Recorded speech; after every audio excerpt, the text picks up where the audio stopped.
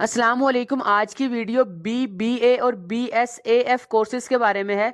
BSAF को India में BAF कहते हैं और ये वीडियो मैंने पाकिस्तानी और इंडियन दोनों स्टूडेंट्स के लिए बनाई है और इस वीडियो में मैंने इन दोनों कोर्सेज का कंपैरिजन किया है और मुझे उम्मीद है कि इस वीडियो को देखने के बाद आप ये इजीली डिसाइड कर लेंगे कि आपको BBA करना चाहिए या फिर BSAF। बस वीडियो को एंड तक जरूर देखिएगा ताकि कोई भी इंपॉर्टेंट इंफॉर्मेशन आपसे मिस ना हो। सबसे पहले इन कोर्सेज की बेसिक इंफॉर्मेशन जान लेते हैं। BBA stand for bachelor of business administration and BSAF stand for BS और bachelor in accounting and finance. इन दोनों कोर्सेज को आप इंटर के बाद कर सकते हैं अगर आपकी मार्क्स परसेंटेज 50% या इससे ज्यादा हो तो।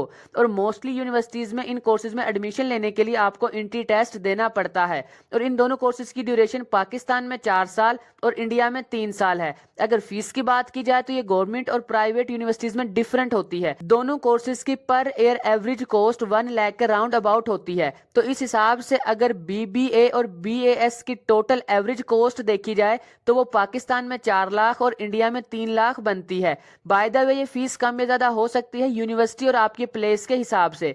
BBA में आपको बिजनेस को मैनेज करना सिखाया जाता है।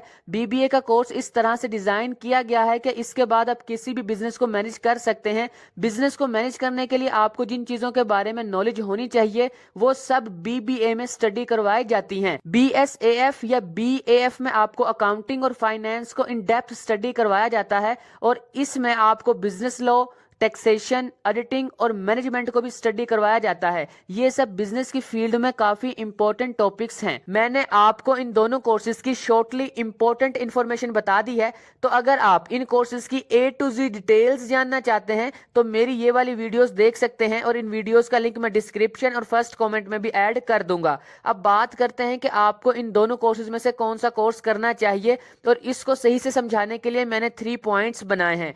पॉइंट नंबर 1, अगर तो आप अकाउंटिंग और फाइनेंस की फील्ड में कैरियर बनाना चाहते हैं तो फिर आपको BSAF करना चाहिए। और अगर आप बिजनेस की किसी भी एक फील्ड में कैरियर बनाना चाहते हैं like marketing, HR, advertising, supply chain और मैनेजमेंट वगैरह तो आपको BBA करना चाहिए। नंबर 2, अगर आप CA, ACCA, CMA या कोई भी और प्रोफेशनल कोर्स करना चाहते हैं तो आपको पाकिस्तान में BSAF और इंडिया में BAF करना चाहिए क्योंकि ये कोर्स काफी हद तक प्रोफेशनल कोर्सेज से मिलता जुलता है और इसकी बेस पर आपको प्रोफेशनल कोर्सेज में एग्जामिशंस भी ज्यादा मिलती हैं।